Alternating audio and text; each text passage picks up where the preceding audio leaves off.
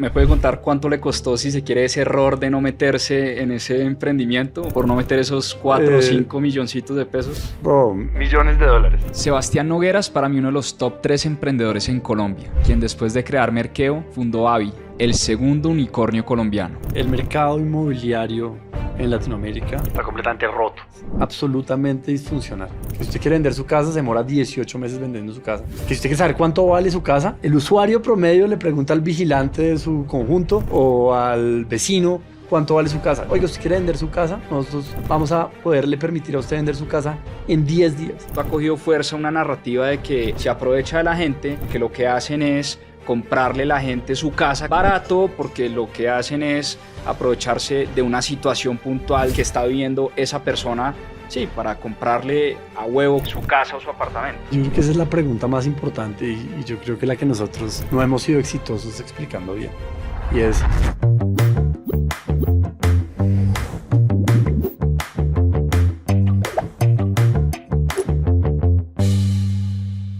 Bueno, bienvenidos a un nuevo episodio del podcast de Mis Propias Finanzas. Hoy tenemos en la casa a un gran amigo, un gran emprendedor, yo diría uno de los, no sé, top 3 emprendedores en Colombia. Lo que pasa es que el tipo es tímido para contar su historia y sus éxitos. Ya vamos a preguntarle por qué razón no se ha atrevido a contar más todo lo que ha logrado en el mundo del emprendimiento. Estamos acá con nada más y nada menos que Sebastián Noguera, fundador de Avi. Sebas, bienvenido.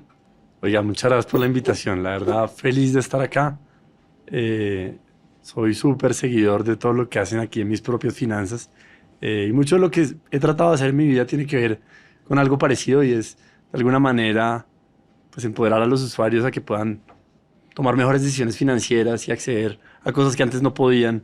Y por eso pues me siento muy feliz de estar acá. No, felices de tenerlo además, porque yo sí quiero contarles que Sebas siempre ha sido súper generoso con sus consejos, con la información que nos da. Siempre que le hemos pedido una cita, nos ha atendido el teléfono, viene acá a la oficina, conversamos y es una de esas personas que, repito, acá le vamos a preguntar bastante. Yo quisiera que muchas más personas conocieran la historia de Sebastián, de lo que ha creado, porque usted, Sebas, es un emprendedor, creo que desde los, no sé, 7, 8, 10 años. ¿A qué edad se dio cuenta que usted lo que quería en su vida era emprender y de dónde nació eso? Buena pregunta. A ver, ¿desde cuándo? Yo creo que como desde los 10 años haciendo cualquier negocio que se pudiera. Después un poco más formal, como desde los 15 años con un amigo, con José Calderón, montamos un negocio de venta de gomitas y dulces y chicles en el colegio.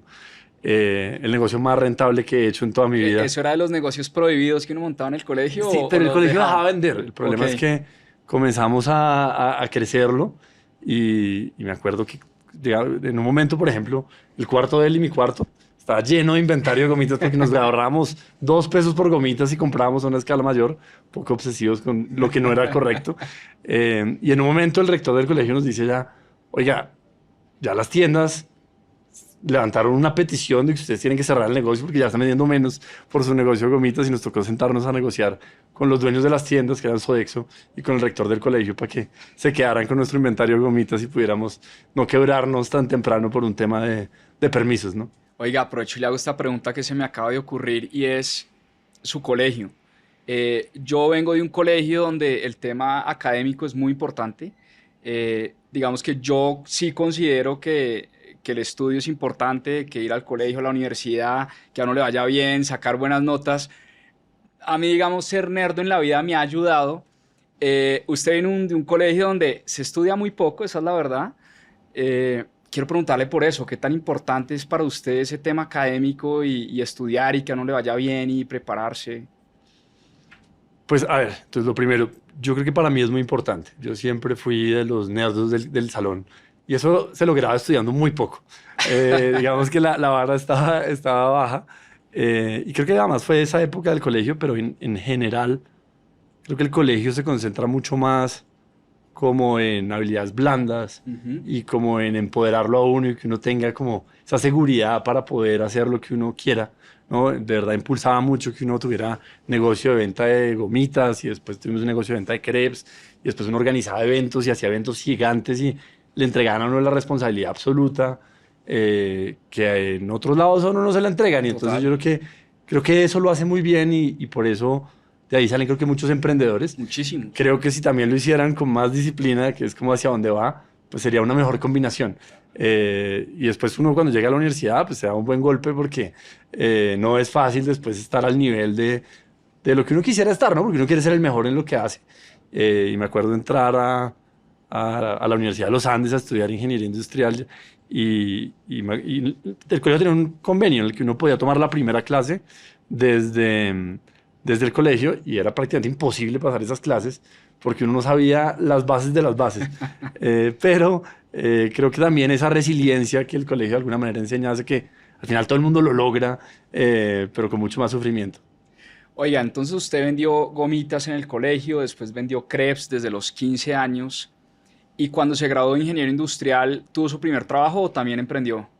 Entonces, antes de graduarme en la universidad, hicimos como varias cosas. Lo primero, yo trabajé una época en Indupalma Ujú. y a partir de ese trabajo que yo tuve allá, y ellos estaban desarrollando un proyecto de caucho, nos metimos con unos amigos a promover que entre varios jóvenes compráramos una finca y pudiéramos sembrar caucho. Esa vaina fue un camello porque después Indupalma se tuvo que bajar del proyecto. Entonces terminamos sembrando marañón. Y fue súper complejo, pero fue una experiencia súper interesante. Después el papá de ese amigo con el que vendíamos dulces nos prestó una oficina que tenía libre porque se fue a trabajar a una cosa como de tiempo completo y ahí comenzamos a montar muchos como negocios, emprendimientos. Entonces decíamos que ahí nació por ejemplo domicilios.com Ujú. y en un espacio, en una oficinita de esa oficina estaba domicilios.com. Teníamos en otro lado una división de asesorías donde por ejemplo, le hicimos un modelo de costos ABC a Indupalma y estábamos tratando de hacer muchos negocios. Y creo que fue un espacio súper bonito, como de varios emprendedores sentados tratando de hacer lo que soñábamos. Y eso lo hice hasta que me gradué de la universidad. Y cuando me gradué de la universidad, pues yo decía ya como, bueno, ahora sí hay que aprender a trabajar, porque si no uno pues siempre va a creer que se la sabe, pero no sabe cómo se trabaja de verdad, ¿no? Y me salió la oportunidad de irme a trabajar al Family Office de Sarmiento Angulo y fue una experiencia súper como enriquecedora por la rigurosidad, la disciplina, la manera de tomar decisiones, la intensidad laboral. Y estuve trabajando con ellos más o menos 5 años y aprendí un montón antes de volver a emprender ya con algo más de conocimiento. O sea, podríamos decir que su primer emprendimiento serio, entre comillas, fue Merkeo.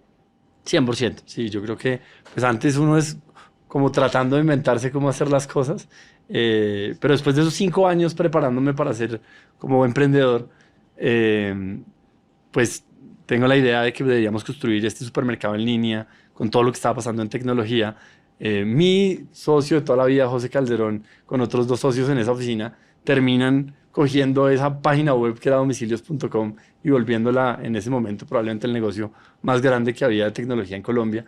Y con ellos montamos Merkeo y pues fue una experiencia súper interesante porque pues yo venía como con esta experiencia laboral y con estas ganas, pero ellos también tenían muchísima experiencia en todo este tema de tecnología y de cómo hacer marketing digital y de cómo escalar negocios de tecnología y de levantar capital, por ejemplo.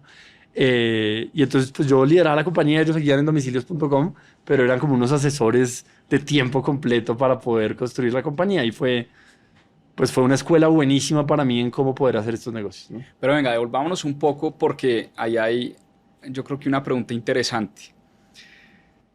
Usted emprendedor con José Calderón desde los 14, 15 años y de pronto llega un momento donde él funda domicilios.com con otras personas y usted sigue su camino en el mundo corporativo si se quiere. Esa vaina de que a ellos les empieza a ir súper bien y se vuelve como la startup de moda del momento, dígame la verdad, ¿no le daba como un poco de envidia, como de celos, como de jue madre, yo por qué no estoy ahí construyendo con ellos o siendo parte de domicilios.com? Mira, yo le agrego un pedazo aún más interesante a esa historia y es, cuando ellos comienzan a hacer esta compañía, yo me fui a estudiar 6 meses a Estados Unidos y vuelvo a estudiar desde Estados Unidos y ellos están comenzando este negocio. Y José me dice, métase como socio. Ah, En lo ese momento invitaron. eran solo Miguel y José. Ok. Y que hablamos de la vaina, yo no sé qué, y me dicen, vea, usted se puede volver socio del 33% de la compañía por, creo que 4 millones de pesos o 5 millones de pesos. Y yo acababa de llegar de estudiar, no tenía un peso. Papá, ¿me prestas plata? No, también estoy sin un peso, yo no sé qué. Y no me meto, pero siguen ellos ahí trabajando en esa oficina. Después llega Pablo González, que es el tercer socio de esa compañía, y se mete y también se vuelve un súper amigo mío, pues yo la conocía de toda la vida y me insiste, le digo, todos los días, Sebas, no seas huevón, metas en esto, que esto es un negocio que va a crecer, que va a explotar. ¿Y usted Y yo era era literal como, que no tenía un peso a ver, o no le creía tanto a la idea? yo no tenía plata y siempre he creído que uno para capturar las oportunidades que le da la vida, uno tiene que tener plata, porque es que hay unas que se pueden hacer sin plata y otras que no se pueden hacer sin plata. Y en Este es esa un yo tema me de acuerdo plata. muchísimo que no era mucha, Sí. pero para ellos no había manera de convencerlos de que ellos ya llevaban trabajando mucho tiempo y de que yo no pusiera esa plata. Que no era mucha, pues para algo Sí. tan interesante, ¿no? Pero yo me acuerdo yo decirles, no, venga, yo les pago con trabajo extra, yo me meto más horas y ellos como, no, ponga esto. Ponga, sí. Y entonces, pues yo después me voy a trabajar a la organización Sarmiento Angulo y ellos son los emprendedores del momento. Con José y con Pablo siempre lo hemos hablado. La verdad es que a mí me llenaba de orgullo. O sea, yo siempre he sentido que si a mis amigos les va bien, como que a mí me va bien. Y eso no siempre está conectado, pero como que me gusta mucho estar rodeado de personas exitosas. Y para mí, uno de mis motivos máximos de orgullo era ver todo lo que ellos estaban logrando. Y más que envidia, aunque obviamente me sentí una hueva por no haber hecho esa inversión, pues me parecía muy emocionante que ellos lo están haciendo y quería de alguna manera seguirles como ese camino y ver cómo yo también podía llegar a hacer algo así, ¿no?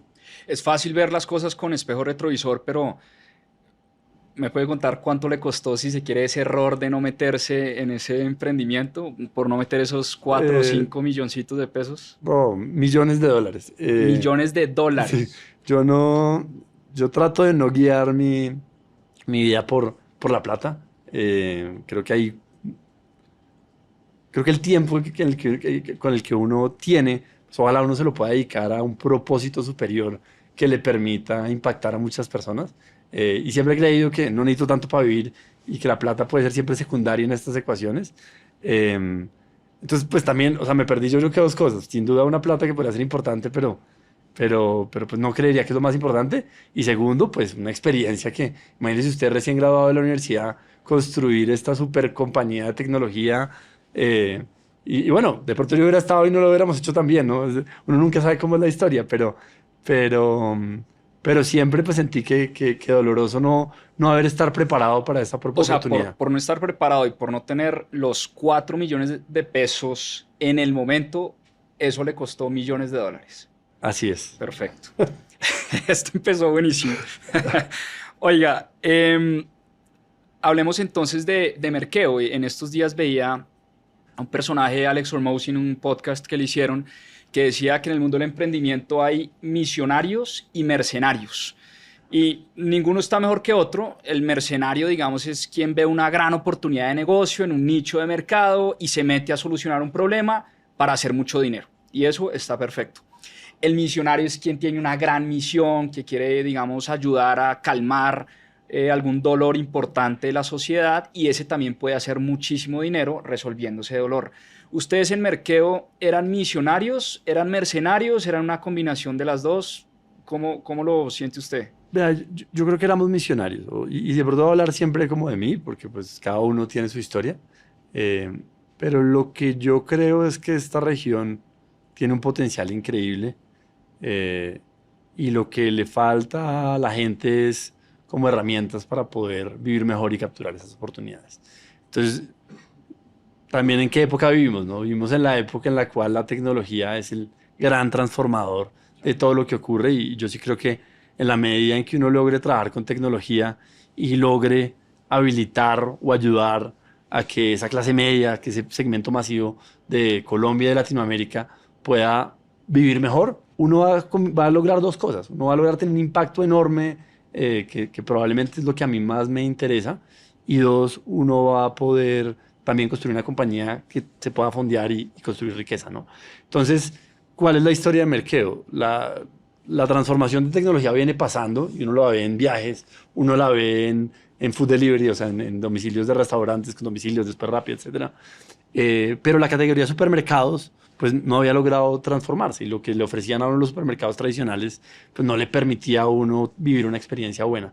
Y a mí me parecía que eso podía tener un impacto muy grande porque las ciudades de Colombia, tomamos Bogotá como ejemplo, son ciudades enormes, muy complejos, donde los tiempos de viaje son larguísimos y donde la gente además no tiene carro.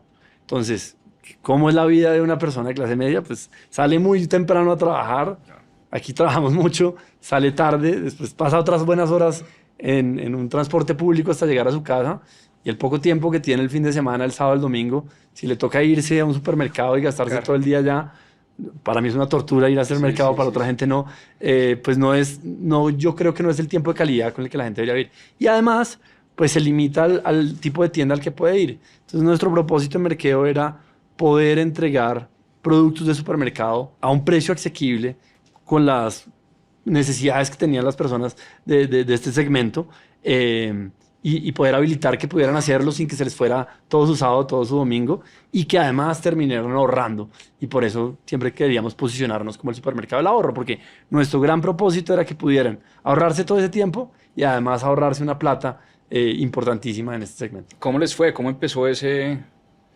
propósito en el papel llevado a la práctica? ¿Cómo Pues, fueron esos primeros meses? A ver, al principio dijimos, no, vivimos en el mundo en donde, no sé, Uber, la compañía de transporte más grande del mundo, no tiene ni un Carros. carro, Airbnb, la más grande de hoteles, no tiene ni un apartamento o ni una habitación de hotel. Entonces dijimos, vamos a hacerlo apalancándonos en los supermercados que ya existen. Y construimos una red de domiciliarios que iban, recogían y llevaban el pedido. Y ahí nos pasaron como dos cosas. Lo primero es que, aunque pudimos crecer, porque definitivamente había una demanda por esta historia, no lográbamos poderle asegurar a la gente que el pedido les llegaba completo. Y si uno a una persona le lleva un mercado de 40 productos, pero el 39 los hace bien y uno los hace mal, la experiencia es malísima. Y no podíamos asegurarnos de conocer el inventario completo y era un problema muy complejo de resolver. Y segundo, si queríamos cumplir con esta idea de que fuera más barato, el canal tradicional, el retail tradicional, el supermercado, tiene muy poco margen para poder compartir. Entonces casi que era inviable poder cumplir nuestro propósito de ser un supermercado de ahorro más barato que ir a la tienda si además corríamos sobre ese canal. Entonces un año o un año y medio después de que comenzamos, decidimos cambiar el modelo por completo y montar bodegas y comprarle directamente a los proveedores y administrar toda esta complejidad para poder cumplir con nuestro propósito, que era entregar un mercado a precios, digamos, más competitivos. Y terminaron incluso en tiendas físicas, ¿no? He visto un par. Sí, eso pasó muchos años después, Ok. yo ahí no estaba ya, pero de alguna manera pues sí fue como la base de esta historia. Fue evolucionando. Y otra cosa que nos pasó es el que fue el fundador de Uno, de Justo y Bueno y de Tostado, en ese momento también como que se apasiona y dice, esto también hay que digitalizarlo y se mete con nosotros y nos ayuda a desarrollar las marcas propias y nos pone también su inventario de marcas propias y íbamos logrando hacer esta historia de que podíamos entregar mercado a un precio más bajo y con la conveniencia de que la gente lo pudiera recibir en la casa, ¿no? Usted dice, íbamos logrando poder construir esta historia que nos imaginamos. ¿Qué pasó? Entonces, pues nada, a ver, lo primero es un negocio recontra complejo. O sea, usted poder tener todo ese inventario, entregar a tiempo y administrar todo ese proceso es uno de los negocios más difíciles en los que yo he visto o he estado. Requería mucho capital también, diría. Y de alguna manera Levantaron plata. levantamos de inversionistas. plata. Entonces al principio fuimos y levantamos de un fondo que se llamaba Velum Ventures, que fue como el primer fondo de VC que había en Colombia. Y ellos nos invirtieron en el capital semilla. Fuimos a hablar con otros 50 inversionistas y logramos conseguir otras 2 familias que nos invirtieron porque en ese momento no habían fondos estructurados en Latinoamérica o los fondos que habían como CASEC no invirtieron en ese momento. Y fuimos comenzando a construir este negocio y fuimos comenzando a crecerlo y fuimos siendo capaces de levantar como siguientes rondas de capital. En algún momento, pero también nos pasaba que el capital que se necesitaba era muy grande y de pronto no teníamos esos grandes bolsillos que probablemente se necesitaban para poder construir esta historia. Entonces, en general, nos íbamos quedando más cortos de capital de lo que probablemente necesitaba ese propósito.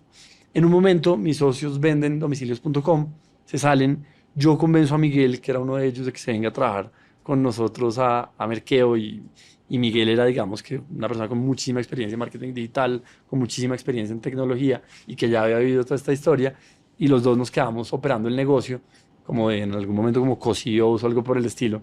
Y también comienza a haber mucha fricción entre los dos, como que no nos sentimos del todo cómodos con el tipo de cultura que queremos y demás. Y en un momento esas fricciones comienzan a crecer. Yo siempre he creído que es peor uno tener dos culturas, dos liderazgos y demás, y él tenía mucha experiencia. Entonces, en un momento yo decido como que dar el paso al costado. Y digo, venga, si los inversionistas entendieron, si la idea es que hubiera solo un líder, pues Miguel era una persona que tenía mucha experiencia.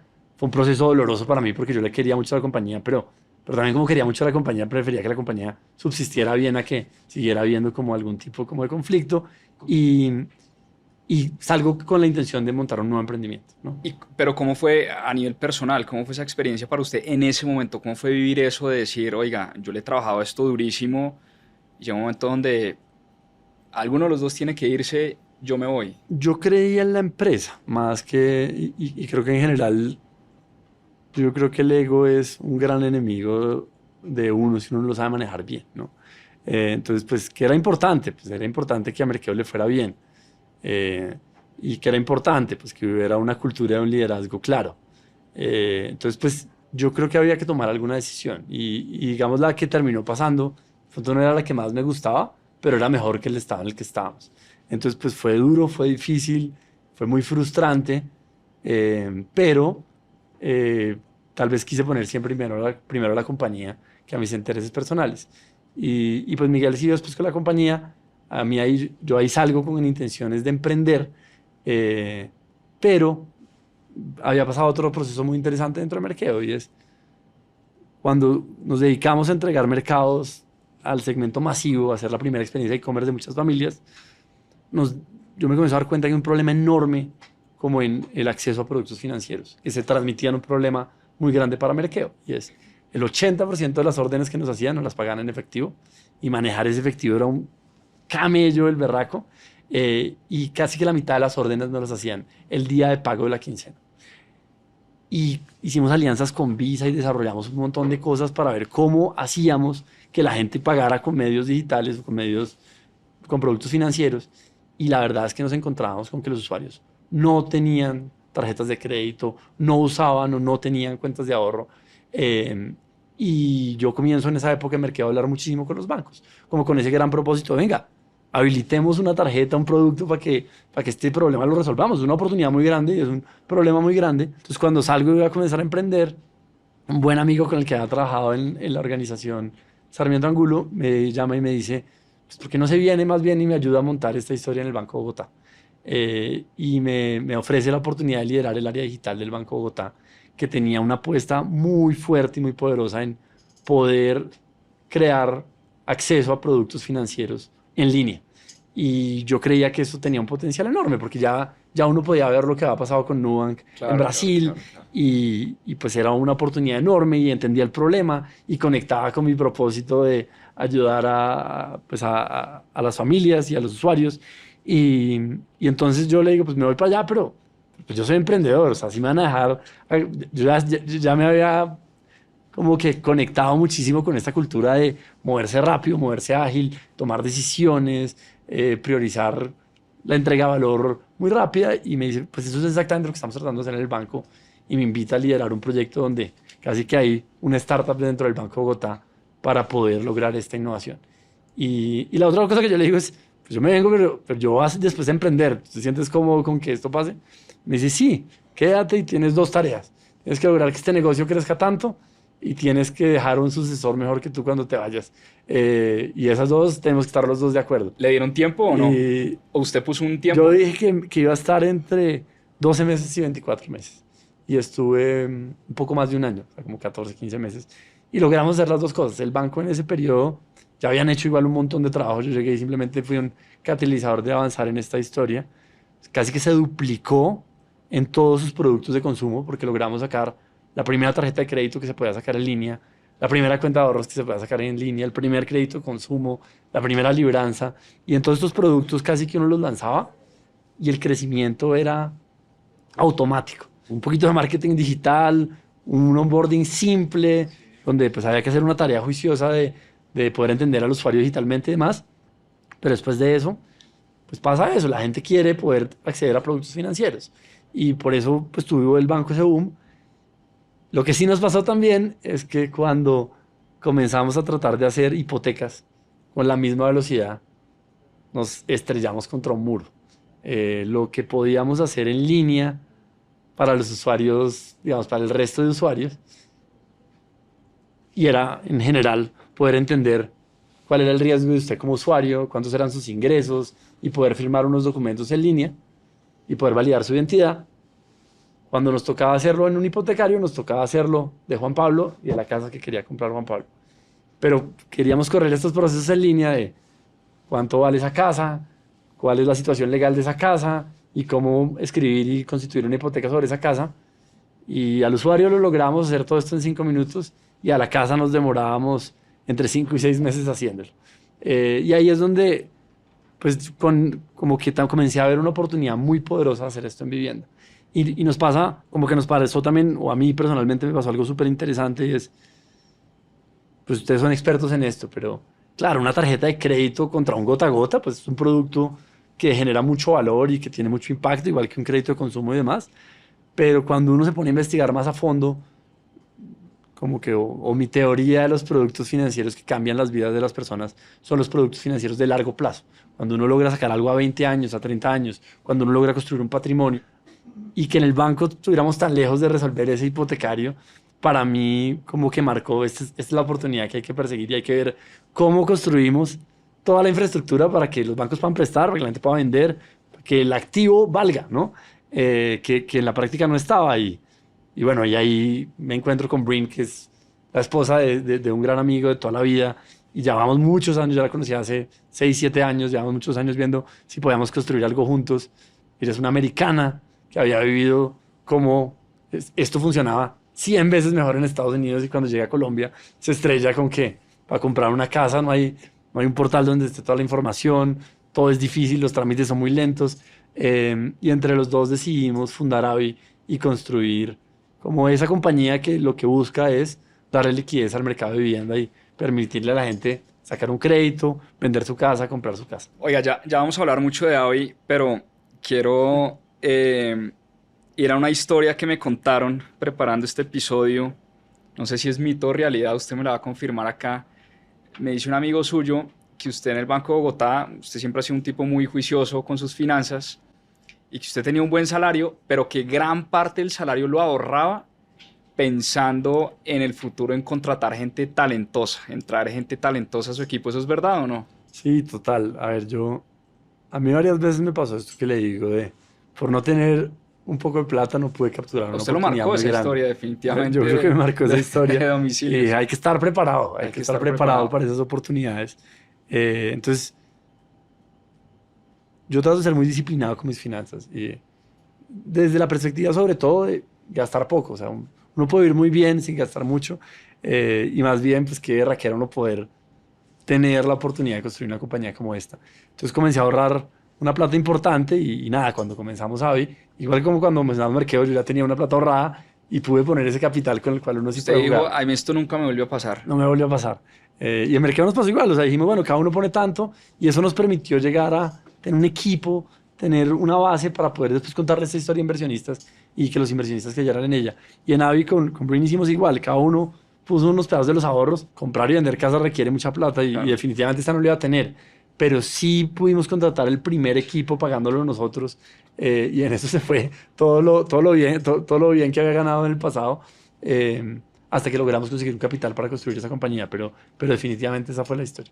Oye, usted tiene una ecuación que a mí me encanta, que la estuvimos hablando la vez pasada y es riqueza es igual a preparación más oportunidad. Ya entiendo mucho más de dónde viene este tema de la oportunidad y de estar preparado y estar listo. Hablemos un poco de esa ecuación y cómo usted, partiendo de esa base, logra traer a esas primeras personas a Avi, venderles el sueño? Porque eso nunca es fácil y me imagino que en ese momento ya estaban los Rappis y además competía usted contra los Googles, los Amazons, los McKinseys. ¿Cómo traer a gente talentosa a un sueño o cómo les vendió ese primer sueño de, oiga, vamos a construir Avi, esto es Avi, esto va a ser una compañía para generarle riqueza a las personas a través de la preparación y la oportunidad? ¿Cómo hizo eso? Entonces, vea, a ver, si quiere como que voy a partir el comentario como en dos pedazos. Nosotros, como que a lo largo de mi vida, y si quiere ahora le cuento más ejemplos, esa historia de lo que usted dice, como construir riqueza es hacer buenos negocios, ¿no? Y hacer o sea, uno puede hacerla de dos maneras, o trabajando duro y ahorrando cada peso y con una disciplina excepcional que esos ahorros después le permitan, o después haciendo buenos negocios. ¿Y qué es hacer un buen negocio? Es que uno pueda capturar las oportunidades que le da la vida, ¿no? Entonces, es difícil poder capturar las oportunidades que le da la vida, porque a veces uno está preparado y a veces uno no está preparado. Hay un montón de maneras de estar preparados, ¿no? Pero yo creo, y como usted cuenta en esa historia, que la medida en que uno pueda estar preparado va a poder capturar un montón de oportunidades y va a poder construir riqueza y hacer muy buenos negocios, ¿no? Entonces, como que a mí lo que más me ha impactado de la oportunidad que hay en el mercado de vivienda es que el parque de todas las casas, o sea, la suma del valor de todas las casas de Colombia vale 900 billones de dólares.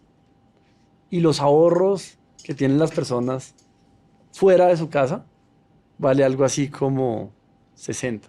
O sea, es como 15 veces más el valor que tienen las viviendas que el resto del ahorro de las personas. Y por alguna muy extraña razón, la gente no ve esa casa como esa riqueza y como ese activo y como esa parte de sus ahorros, ¿no? O sea, obviamente la gente lo ve, pero no lo piensa ni lo procesa como tal, ¿no? Entonces, yo soy muy de leer también historias de emprendedores y todo esto, ¿no? Y cuando uno lee las historias de emprendedores exitosos, casi siempre están en Estados Unidos y cosas por el estilo, hay algo que uno ve con muchísima repetición, y es, para montar su negocio, o ellos o sus papás hipotecaron su casa o vendieron su casa para poder perseguir esa oportunidad o ese sueño que tenían, ¿no? Yo no conozco a nadie en Colombia que haya vendido su casa para capturar la oportunidad del negocio que quería, ni tampoco que la haya hipotecado. Y yo creo que eso, como que las personas puedan acceder a esa riqueza que tienen ya, porque esas viviendas son de ellos, es un desbloqueante enorme, es un habilitador gigantesco para que la gente pueda construir riqueza.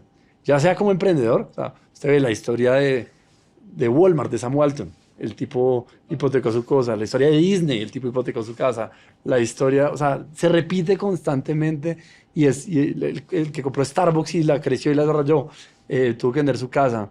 Claro, la casa es el 90%, 95% de los ahorros de las personas, pero la gente en Latinoamérica no la usa como tal, porque de alguna manera está congelada y la tiene en un lugar que si quiere salir a venderla se demora 18 meses, que si va a un banco, los bancos no, por lo que le expliqué hace un momento, no son buenos prestando sobre la casa. Tiene que ser una casa de muy alto valor, tiene que ser usted muy buen perfil, pero en general es muy difícil para el banco entender el valor y poder tomar el riesgo desde el valor de la vivienda. Entonces, nuestro propósito en Avi consiste en esa vaina y es, oiga, ¿cómo le damos acceso a las personas para que puedan utilizar la riqueza que ya han construido, que ya tienen en sus viviendas y que de alguna manera está congelada? Entonces, ahora llegando a su pregunta, yo lo que hice en ese momento es, a lo largo de mi vida había trabajado con personas excepcionales que yo admiraba un montón o que conocía y aunque no había trabajado con ellos, sabía que eran los mejores en lo que hacían y que tenían mucha energía y muchas ganas y que se parecían culturalmente a lo que Brin y yo estábamos queriendo hacer. Y esa época se trató de irse a donde ellos estuvieran, pedirles una cita y sacar un rato y tratar de convencerlos de que esta iba a ser una de las oportunidades más importantes de la vida de ellos y que tomaran un riesgo salarial y que tomaran un riesgo también de seguridad porque, o sea, les íbamos a pagar menos, iban a trabajar más, iba a haber más riesgo, ¿no? Entonces, ¿cuál era el ángulo? Iban a ser también accionistas de la compañía y iban a poder tener un impacto mucho más grande que el que podían hacer en su trabajo. Y yo creo que la mejor cosa que hicimos en Avi es que pudimos traer un grupo de personas misionarias. O sea, esa gente que se vino acá no se vino porque pensaban que se iban a volver ricos en 6 meses, en un año. Se vinieron porque creían en la oportunidad y creían en el impacto que esto podía generar. Y obviamente, pues también podían construir riqueza, pero mucho más de largo plazo y mucho más en función de ver si podían tener un impacto en los usuarios. Y eso es lo que hemos tratado de hacer. Y cuando uno monta una compañía y esos 10, 15, 20 primeros miembros del equipo tienen esa alineación hacia la misión, uno puede lograr cosas increíbles. Y yo atribuyo mucho del éxito de la compañía a haber podido contratar y haber podido convencer a esas personas excepcionales de eso. Y bueno, y esa historia no se acaba, ¿no? Cada vez que traemos se acaba de venir a trabajar con nosotros Felipe Restrepo, que tenía una compañía que se llamaba Vecindario, un súper emprendedor que yo admiraba un montón. Y es el mismo proceso, es cómo lo convenzo de que este sueño es el correcto y cómo, sí, Avi es grande, pero la gente buena tiene muchas oportunidades y convencer a cada uno de estos grandes líderes, pues es ser capaz de vender esa visión y ser capaz de asegurarnos de que también creen en ese sueño. Y cuando esas dos cosas pasan, pues ganamos un montón. Oiga, a mí esta historia me parece absolutamente fascinante y la conozco porque la he hablado con usted. Usted me habla de su propósito, que es ayudar a la clase media a salir adelante a través de la tecnología. Y cuando uno mira su vida, eso ha sido a través de Merkeo, a través de lo que hizo en el Banco de Bogotá, a través de lo que está haciendo con Avi. Y usted, yo por eso lo he animado a que, a que cuente más esta historia, porque creo que más emprendedores, más personas de la región deberían conocer esta historia suya y la historia de Avi. Pero concretamente, ¿cómo Avi, ahora sí para que entremos en profundidad, cómo Avi ayuda a las personas, sobre todo la clase media, a capturar esas oportunidades de riqueza y a través de la tecnología? Vea, yo creo que es súper sencillo. El mercado inmobiliario en Latinoamérica está completamente roto, es absolutamente disfuncional. Entonces, el mercado donde la gente tiene el activo más importante de sus vidas, el 90-95% de su riqueza, no funciona. ¿Y qué quiere decir que no funciona? Que si usted quiere vender su casa, se demora 18 meses vendiendo su casa. Que si quiere sacar un crédito para comprar una casa, se demora 6 meses sacando un crédito para comprar esa casa. Que si usted quiere saber cuánto vale su casa, el usuario promedio le pregunta al vigilante de su conjunto o al vecino cuánto vale su casa. Está definiendo cuánto vale el 90-95% de su casa. Y que si usted quiere salir a vender su casa, ¿usted cómo la vendería? O sea, lo que a mí me dicen los usuarios, no, venga, es una tía que es broker y ella sabe de esta vaina, entonces ella me va a ayudar a vender. Entonces usted se va a ver la película de los brokers y son un montón de agentes independientes que no operan en un mercado conectado y por eso toma tanto tiempo venderla. Entonces, nuestra propuesta de valor y lo que nosotros hacemos es hacer que este mercado funcione mejor en beneficio del usuario. Concretamente, el primer producto que lanzamos es, oiga, usted quiere vender su casa, nosotros vamos a poderle permitir a usted vender su casa en 10 días. Y eso es muy importante porque eso es darle liquidez a ese activo que usted tiene. Y para eso quería contarle como una historia que a mí también me marcó mi vida y es, nada, mi mamá siempre me ha dicho que el mejor negocio que ella, mi mamá es artista, ¿no? Artista plástica, una mujer con una disciplina excepcional, trabaja día y noche con su propósito de arte. Y nada, pues el grueso de su riqueza lo construyó a través pues de comprar una casa bien comprada, ¿no? Entonces ella, como que de su vida inicial, pudo comprar un apartamento y cuando yo tenía como 11 años, soñaba con comprar una mejor casa porque se adaptaba mejor a nuestra estructura familiar de ese momento. Y duró como 3 años buscando la casa que soñaba comprar, ¿no? Y encontró una oportunidad espectacular, era una casa que se adaptaba a lo que queríamos, era incluso mejor, se la daban al precio que necesitábamos y toda esta vaina, pero ella por ser artista, los bancos no le prestaban o no creo que le fueran a prestar para una hipoteca y tenía que además primero vender la otra casa, porque no podía venderla sin comprar la otra, ¿no? Y mi mamá es como, nada, como una ardillita y trabajando y dándole y encontrando la forma. Y ella logró que a través ella tenía otro apartamento con sus hermanas, logró venderle su parte a sus hermanas, logró convencer al vendedor del apartamento que le recibiera el otro en forma de pago y se metió 25 maromas y pudo comprar ese nuevo apartamento que ella dice es el mejor negocio que ella ha hecho en su vida, ¿no? Y yo creo que o sea, esa es la historia de la manera en la que muchísimas familias construyen riqueza, ¿no? Pero pues eso es muy difícil, ¿no? O sea, que usted logre tener la suerte de que sus hermanas le compren el pedazo que tiene, de que el vendedor le acepte el otro como parte de pago y de que todo eso coincida en un momento, pues es muy difícil, porque si ella no hubiera podido hacer eso y saliera a vender su casa y se demorara 18 meses vendiendo su casa, absolutamente seguro iba a perder esa oportunidad que había durado 3 años buscándola. Entonces, ¿qué hacemos en AVE? Si la gente quiere vender, le compramos en 10 días.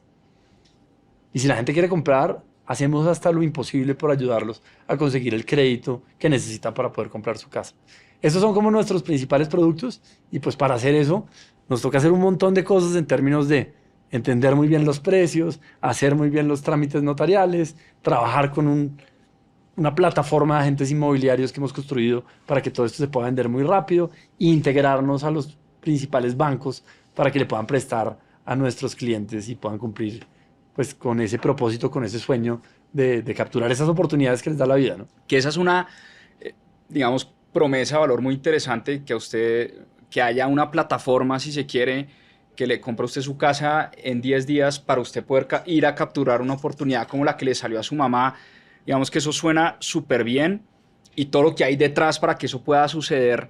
¿Por qué cree usted que de pronto ha cogido fuerza una narrativa de que Avi es una plataforma que, claro, se aprovecha de la gente porque lo que hacen es comprarle a la gente su casa, que como usted dice es su activo más importante, barato, porque lo que hacen es aprovecharse de una situación puntual que está viviendo esa persona, sí, para comprarle a huevo, como decimos aquí en Colombia, su casa o su apartamento? Mire, yo creo que esa es la pregunta más importante y yo creo que la que nosotros no hemos sido exitosos explicando bien. Y es ofrecer la venta de vivienda, o sea, que la gente pueda vender inmediatamente, implica para nosotros una complejidad y un montón de costos. Entonces es un servicio relativamente caro, o pues más que caro, costoso, porque nosotros tenemos que comernos toda esa complejidad, y se la va a explicar, ¿no? O sea, cuando nosotros decidimos comprar una casa en 10 días, nosotros tenemos que tener un financiador listo que nos preste por todo ese tiempo que vamos a tener la casa. Segundo, nosotros necesitamos pagar todos los procesos notariales 2 veces, porque cuando compramos pagamos los gastos notariales y cuando vendemos pagamos los gastos notariales. Necesitamos tener un equipo expertísimo en datos para poder tomar el riesgo que ningún banco tomaría y en 10 días decir, oiga, esta casa la podemos tener nosotros y no vamos a perder plata en ella, y a veces nos equivocamos o a veces no nos equivocamos, pero asumimos ese riesgo y tenemos que volvernos expertos entendiendo los precios y los tiempos de venta. Sobre todo en un mercado, perdón, donde la información no existe. Esto no es como en Estados Unidos, el MLS, que usted ya sabe cuánto vale esta casa, esta casa, esta casa. Usted se mete a Zillow y sabe perfectamente a cuánto puede comprar. ¿Sabe cómo comenzamos? Nosotros tenemos gente recorriendo los barrios donde operamos, en moto o en bicicleta, tomando fotos de todos los letreros de se venden, llamando, entendiendo los precios de venta, entendiendo cuánto tiempo se toman, y desde ahí construyendo un verdadero entendimiento de cuánta oferta hay en una zona, cuánto valen las casas, cuánto piden por ellas, cuánto las terminan vendiendo y cuánto tiempo se demoran vendiéndolas. Ese esfuerzo nos toca hacer para poder comprar cada casa, porque si no, vamos a tomar un riesgo que no tiene ningún sentido. Y después, obviamente, nos toca tener un equipo, nos toca pagarle a un agente inmobiliario, a un broker, para que nos ayude a vender esa casa. Entonces, al final, como lo que ocurre en Avi y lo que nosotros le tratamos de presentar al cliente es, mire, si usted lo va a hacer por usted solo, a usted le va a costar más. Y le mostramos los números de manera transparente. Y es cierto, pero a veces de pronto no somos exitosos contando esta historia y explicándola. Porque dígame usted cuánto vale, o sea, como, si quiere le hago como los números en la práctica, no sé si sea muy complejo para el ejercicio, pero nuestro descuento está como entre el 18 y el 20% del valor de la casa. Si entendemos muy bien una zona, pedimos menos descuento. Si hay mucho riesgo y no la entendemos lo suficiente bien, pedimos más descuento, porque pues tenemos que asumir ese riesgo y en algunas vamos a perder y en otras vamos a ganar. ¿Qué es lo que nosotros le presentamos al usuario? Mire, usted saliendo a vender su casa se va a demorar 18 meses. 18 meses a un CDT mal contado, puede llegar a ser ese 18%. Pero usted no solo va a tener no solo tiene el costo financiero, también le va a tener que pagar un agente inmobiliario que le va a costar mal contado el 3% del valor de la casa. Va a tener que meter una reparación. Nosotros le metemos entre el 3 y el 5% a cada casa que compramos para que esté comercialmente habilitada y la pueda vender. Y va a tener que gastarse una plata importante en impuestos y en trámites notariales que se le van a comer otros 2 puntos. Entonces, al usuario le cuesta 20-22% tiempo absoluto. Y hay usuarios a los que de pronto prefieren vender en más tiempo y nosotros eso lo entendemos perfectamente. Y por eso también somos una inmobiliaria. Entonces, el que tiene una oportunidad lista que tiene que capturar, como mi mamá en ese momento, pues le podemos comprar inmediatamente, pero le tenemos que cobrar por nuestro servicio. Y el que, digamos, tiene más tiempo para capturar esa siguiente oportunidad que quiere, pues lo podemos ayudar como inmobiliaria y en ese caso nuestros servicios oscilan entre el 3 y el 5%, donde nos demoramos entre 6 y 8 meses vendiendo la casa y lo ayudamos, pero con este tiempo un poco más largo. No sé si soy claro sí, o no me explico solo bien. como para tratar de resumir y usted me corrige. Yo tengo una casa que vale 100. Ustedes en promedio la compran entre 80 y 82, ¿sí? Lo que ustedes le están diciendo a la persona es, oiga, claro, su casa nosotros, por todos los costos que tenemos, la tenemos que comprar en ese precio, si no, no nos da, estaríamos asumiendo un riesgo demasiado alto. Y usted tiene básicamente dos alternativas, o esperarse y venderla en 100, pero se va a demorar 18 meses en promedio vendiéndola en 100, pero aparte de eso va a pagar intereses a los bancos, si la tiene hipotecada un banco, va a pagar costos al inmobiliario, fees de comisiones al inmobiliario, va a pagar seguramente impuesto de renta no, perdón, prediales, impuesto predial de su casa, y al final, pues sí, la vendió en 100, pero le costó todo ese proceso 20 o 22 o 25 y lo comió por lo servido, pero con una agravante más, y es que no pudo capturar la oportunidad cuando la necesitaba. No sé si Eso, entendí más o menos el no, ejercicio. sí, usted va a tener que explicarlo por nosotros ahora, porque nosotros no somos tan buenos. Pero exactamente esa es la historia. Yo creo que pues, hay varios conceptos ahí que son importantes, ¿no? El valor del dinero y el tiempo. Si la gente tiene la plata ya y puede capturar una oportunidad ya, ¿qué tan buena es la oportunidad que tiene?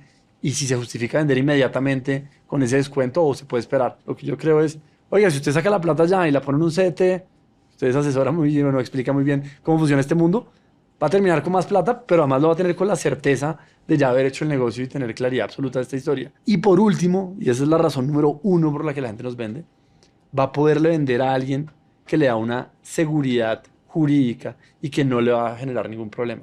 Y nosotros cuando comenzamos este negocio no sabíamos que eso era un problema tan grande. Pero la razón número uno por la que la gente nos vende su casa es porque dice, venga, tengo esta oportunidad y quiero meterme en esto, y además me da pánico que yo le termine vendiendo a cualquiera y que en el intermedio me roben y demás. Porque en Latinoamérica no hay compradores institucionales de vivienda y siempre es otro usuario y pues a la gente le da miedo como el fraude y todas estas historias. Y los números de fraudes en negocios de vivienda también son muy grandes y son algo que le preocupa a las personas. Entonces yo diría que de alguna manera los usuarios valoran ese menor riesgo, esa inmediatez y esa claridad con la que les presentamos estos temas. A veces lo hacemos bien, a veces no lo hacemos tan bien, pero en general esa es nuestra propuesta de valor para los vendedores de vivienda, ¿no? Oiga, Sebas, nosotros pues con mi hermano estamos metidos en el sector, en nuestro día a día, en el sector de la construcción, de la vivienda, y pues más o menos, pues, digo, estamos informados de lo que pasa, pero algo que nos causa mucha curiosidad es que la gente, aun cuando es su activo más importante, primero no sabe exactamente cuánto vale su casa, y segundo, el crédito. Usted le pregunta a una persona de usted cuánto está pagando de crédito de su casa. Eso que usted dice yo no lo puedo creer. Es como, si en educación financiera algo es importante, para mí lo más importante es entienda cuánto vale el 90-95% de sus ahorros y entienda muy bien cuánto debe del crédito por 10x más grande que usted tiene, ¿no? Esos son los dos números que le van a dar el grueso de la explicación de sus finanzas personales. Y como es de tan largo plazo, casi que la gente se olvida de eso. Y pues yo creo que la gente debería tenerlo muy presente y debería ver cómo puede utilizar eso para su beneficio. Entonces, ese esfuerzo, o sea, el grueso del esfuerzo tecnológico que ha hecho Avi por hacer el mercado de vivienda más eficiente, se concentra en entender muy bien los precios, los tiempos de venta de los inmuebles. Porque eso es lo más difícil y lo que está menos bien hecho o no hay como bases de datos agrupadas en las que uno puede entender bien los precios. Entonces, para poder construir esa base de datos, como le digo, recorremos las calles y hacemos encuestas, hemos hecho alianzas con los bancos, jalamos toda la información del gobierno que se pueda hacer, conectamos todas las ofertas que hacemos y todos los negocios que hacemos para poder entender muy bien cuánto vale una casa. Y hace unos años decidimos disponibilizar esa información para que cualquier persona pueda saber cuánto vale su casa. Somos una compañía misional y decimos, pues puede que hagan negocio con nosotros o no hagan con nosotros, pero la gente al menos debería saber cuánto vale su casa. Eso es abierto a todo el mundo. Abierto a todo el mundo. Okay. Y para que se hagan una idea, al mes se hacen más o menos 50.000 avalúos con nuestra herramienta Avímetro, que son más transacciones, más que las transacciones que hay en el mercado. Y eso nos llena de orgullo. Pero creemos que debería usarlo todo el mundo, porque la gente debería saber constantemente cuánto vale su casa si quiere entender sus finanzas personales.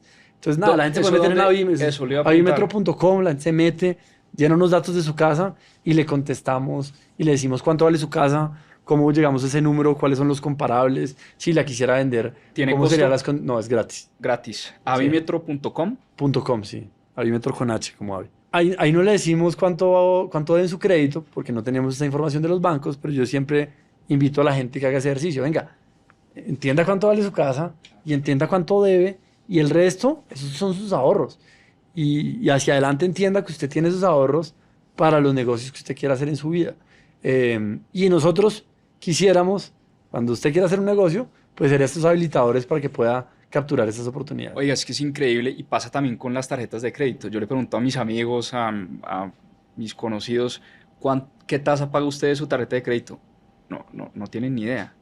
Y lo mismo con la tasa del crédito hipotecario. Y lo otro que hemos encontrado es, cuando uno empieza a entender los ciclos del mercado, usted sabe esto muy bien, y las tasas van a la baja, pues uno también puede llamar a los bancos a renegociar su crédito hipotecario que lo tiene a 20, 25 años, pero pues claramente el banco no te va a llamar, oye Sebas, mira, te tengo una buena noticia, te bajé la tasa de interés. Si uno no activamente hace esa tarea, pues difícilmente el banco lo va a llamar a usted para bajarle la tasa.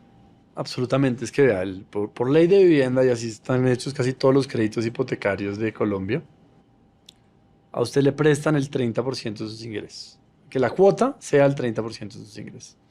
Es decir, que la cuota es el 30% de sus ingresos. Es absolutamente absurdo que usted no trate de optimizar la tasa que paga o el nivel de seguros que tiene dentro de ese crédito para poder llegar a volver eficiente el 30% de sus gastos, ¿no? Es difícil encontrar un gasto que represente tanto que uno pueda llegar a mover de esa manera. Entonces, pues sí, los usuarios y nosotros desde Avicredit ayudamos a que la gente logre encontrar mejores tasas cuando quiere refinanciar su deuda. En este momento hay tasas bajando y los usuarios han capturado mucho valor a partir de pedirle a su banco que le baje la tasa o pedirle a otro banco que le haga una oferta, dado que ya demostró que tiene capacidad de pago, ¿no? Hablando de hipotecas, ¿ustedes también están en el negocio de financiamiento? Sí, nosotros, para poder permitir que las personas capturen las oportunidades que le da la vida, poder acceder a crédito es importantísimo.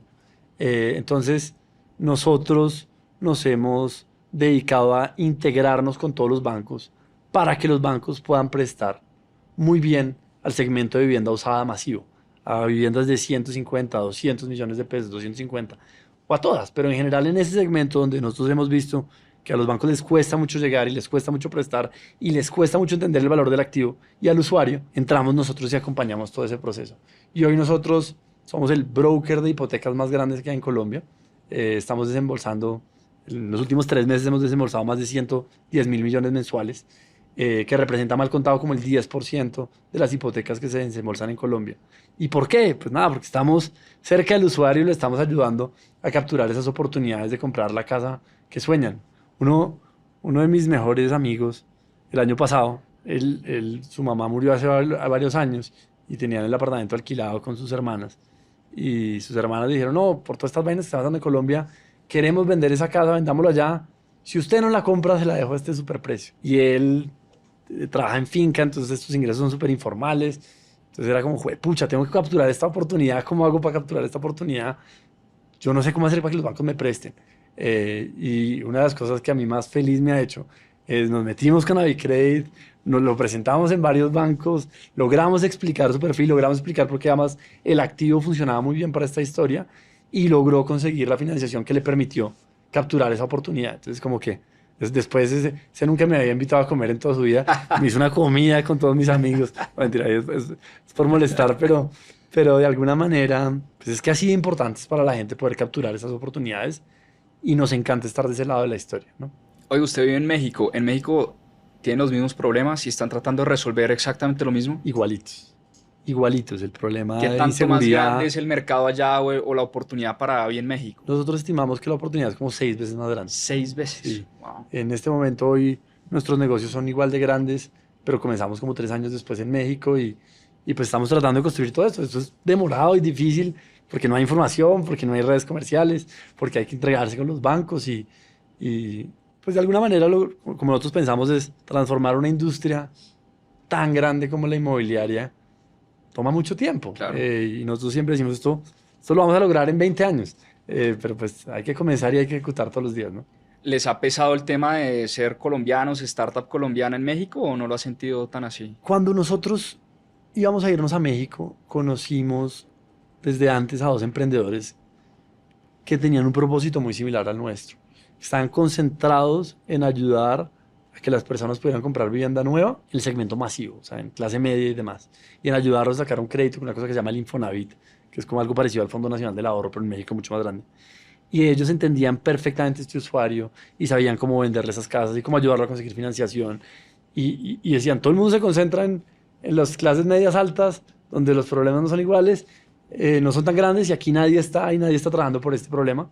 Entonces conectábamos un montón con esta historia y entonces cuando decidimos expandirnos a México dijimos, si nos vamos a expandir a México lo tenemos que hacer con ustedes y compramos la compañía de ellos, nos juntamos y eso fue vital porque de alguna manera ellos tenían 7 años operando en México, tenían el mismo propósito y la misma misión, conectaba muy bien esa capacidad de venta con nuestra capacidad de compra y hacer todas estas otras historias y por eso nuestra llegada a México creo que funcionó muchísimo mejor de lo que habría sido si uno llega solo, porque México tiene una historia y es que uno se siente muy cómodo y nos parecemos demasiado, pero al final sí hay cosas distintas, entonces, pero uno se demora dándose cuenta, entonces esa experiencia local fue vital y ha sido clave para que Avi crezca en México. Oye, hablemos de un tema que a mí personalmente me interesa bastante y es cómo se construye la cultura en una startup. Usted como emprendedor, usted siempre quiso de alguna manera ser rebelde, que las compañías tuvieran su sello, su cultura. Si usted hubiera hablado conmigo cuando estaba recién graduado de la universidad,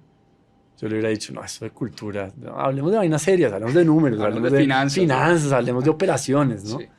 Me acuerdo que cuando monté Merkeo, todo era eso, era finanzas, operaciones. Me acuerdo que ese libro de The Hard Things About Hard Things era como, wow, esto es exactamente lo que tengo que estar La viviendo. Biblia, la Biblia del emprendedor. Hijo de pucha, y con el tiempo uno va entendiendo que obviamente casi todo es el equipo y casi todo es tener una alineación en valores muy fuerte dentro del equipo. Y valores dicho como los comportamientos con los que uno espera que la gente se comporte. Cómo actúa la gente, esté uno o no esté uno, si va a tomar una decisión sola o si la vamos a tomar en equipo. Y entonces yo comencé a pensar en esta vaina un montón. Después salió otro libro que se llama, del mismo autor, que se llama What You Do Is Who You Are, de cultura. Yo dije, pucha, esto es, si no se lo han leído, recontra recomendado.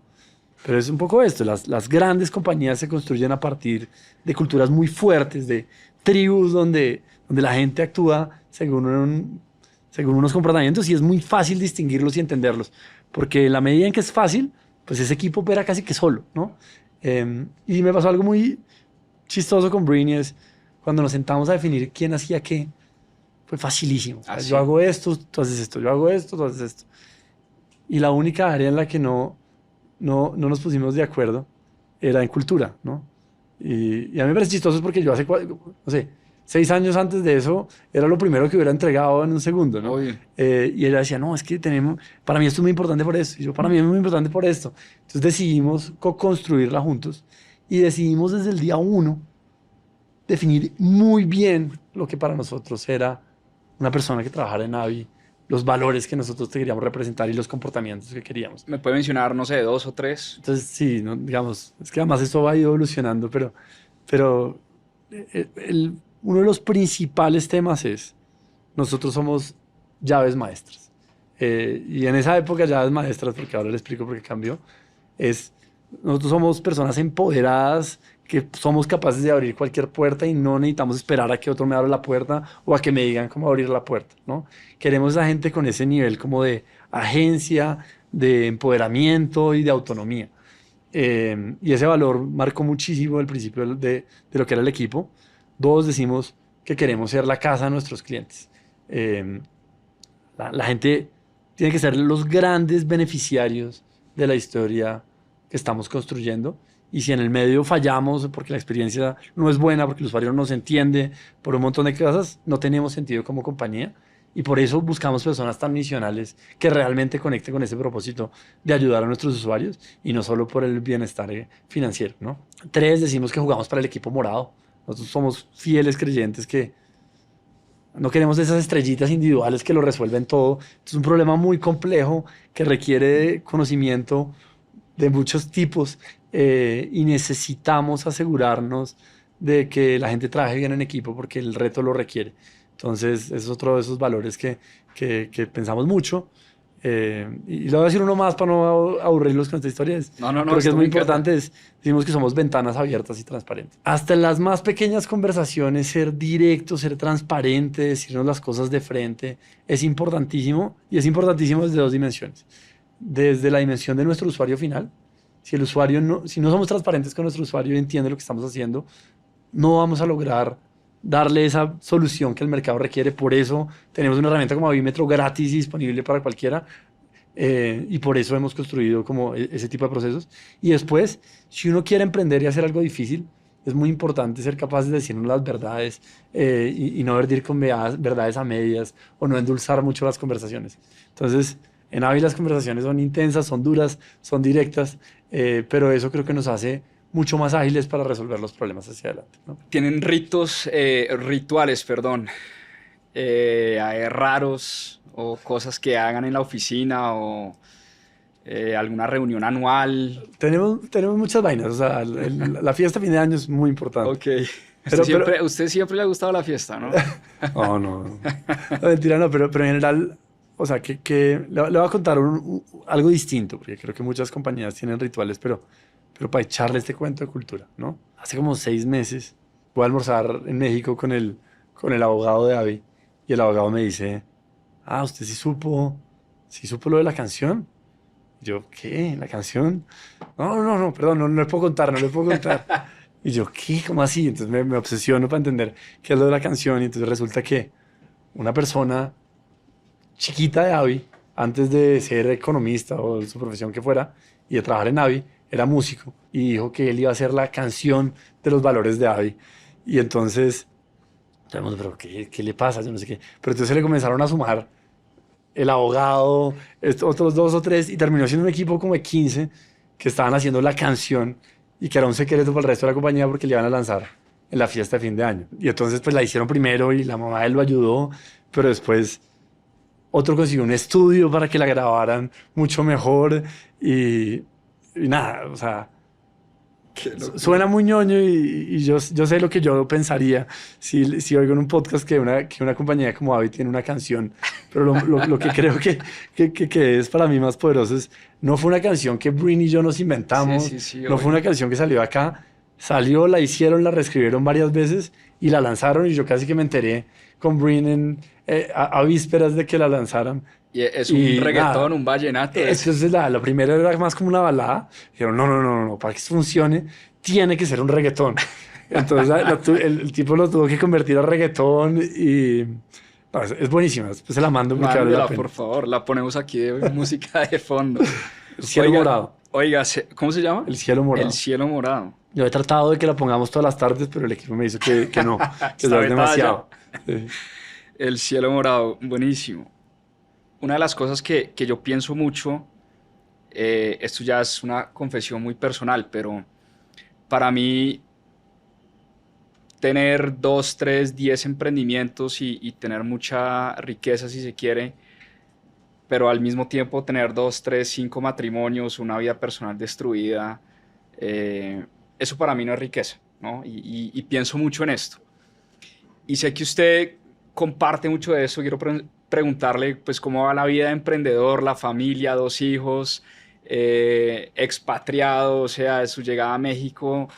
Hable un poco de eso porque eso sí que es un reto y yo sí admiro realmente a las personas, no solo que están construyendo emprendimientos gigantes, que levantan mucha plata, que tienen miles de empleados, que generan un impacto brutal, sino que también a nivel personal uno los ve creando una familia y poniéndole mucha importancia a eso.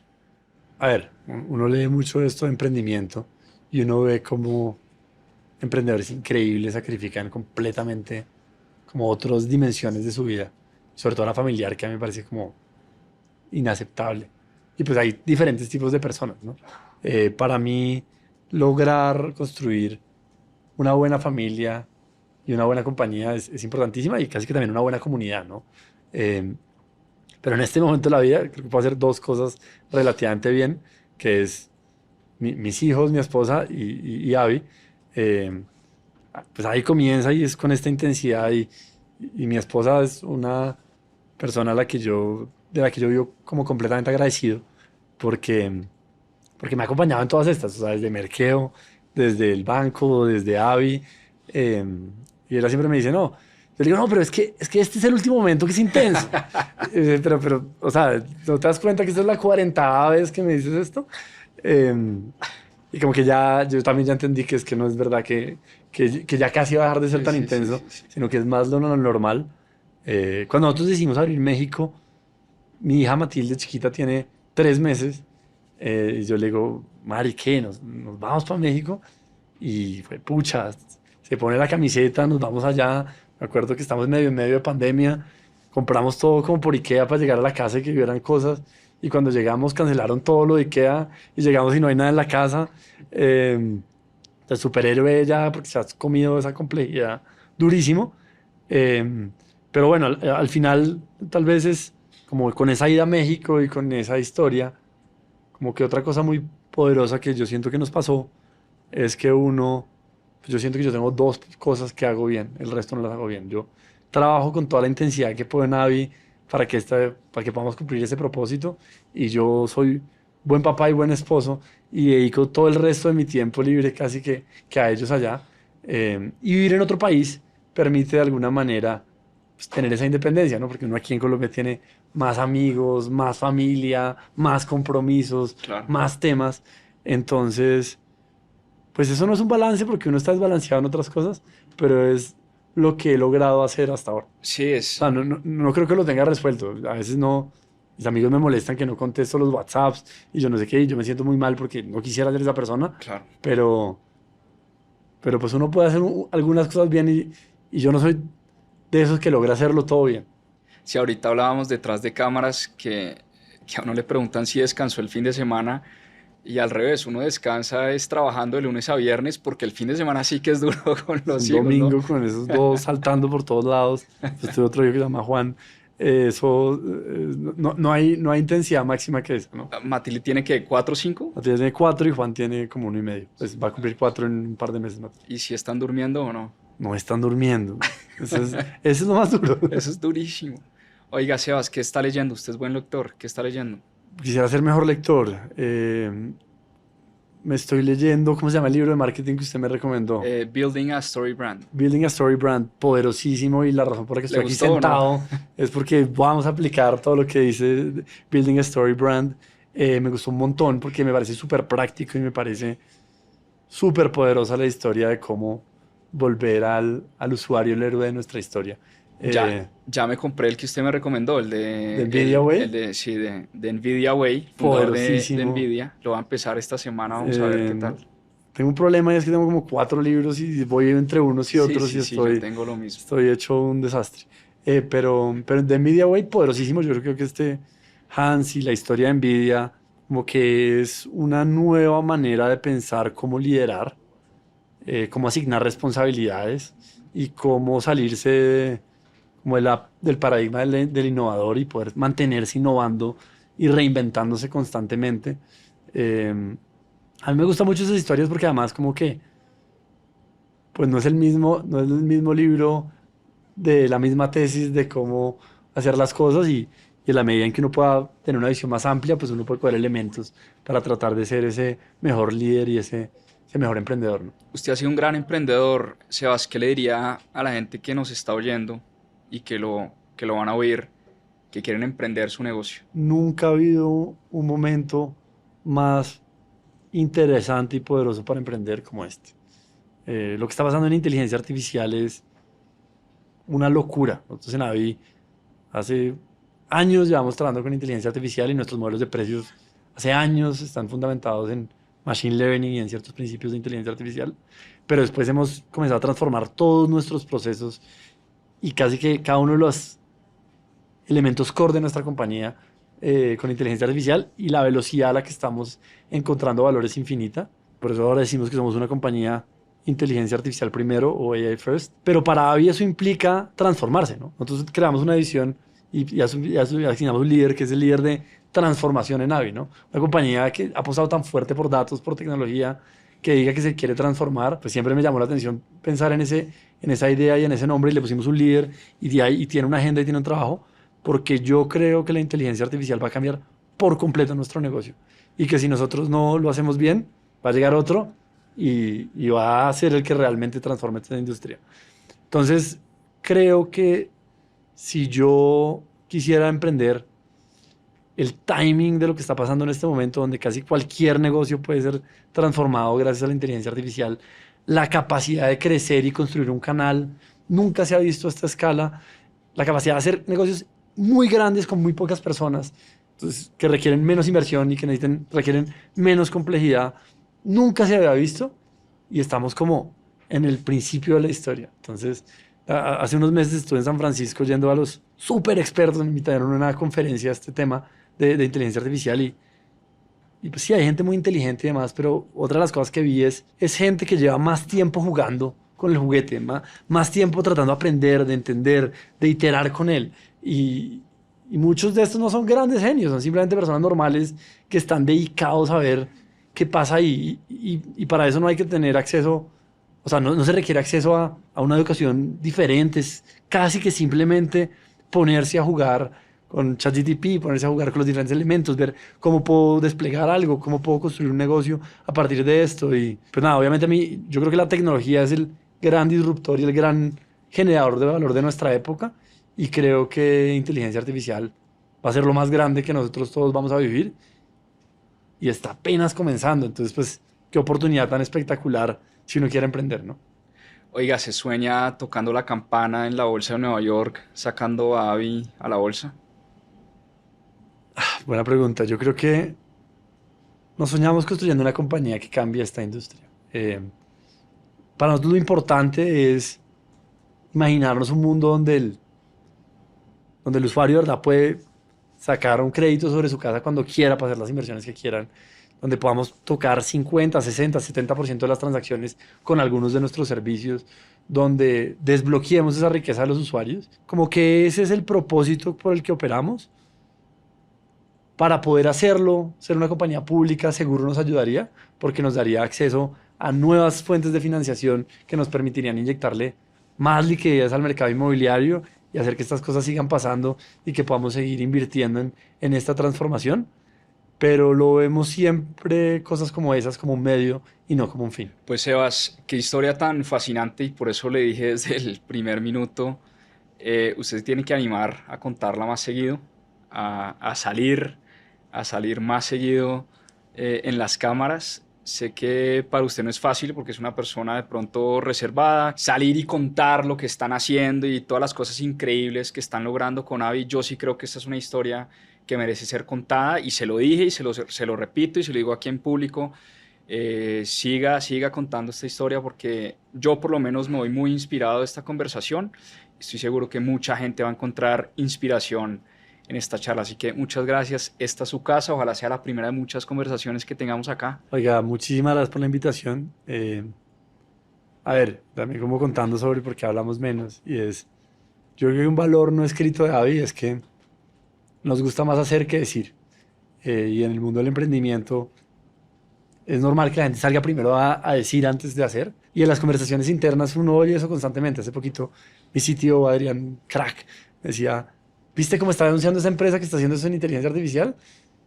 ¿Qué vendedores de humo? Están haciendo una octava parte de lo que nosotros estamos haciendo y salieron a contarlo así de grande. Y yo además conecto cuando él me dice eso y yo estoy como de alguna manera un poquito de acuerdo con él, pero también nos hemos dado cuenta que ese elemento cultural nos está haciendo daño como compañía porque no estamos pudiendo contar la historia y la gente no está pudiendo ver por qué estamos haciendo esto y cuál es el impacto que estamos haciendo. Y eso es importante Total. para que los usuarios entiendan nuestro servicio y nuestros productos. Es importante para seguir atrayendo líderes excepcionales y es importante para poder, pues nada, poder seguir sumando inversionistas y demás elementos a la causa. Entonces, como compañía también estamos transformándonos en este tema y abriéndonos más a contar esas historias de lo que hemos podido hacer y de lo que soñamos poder hacer para que los usuarios puedan desbloquear esa riqueza que ya tienen, ¿no?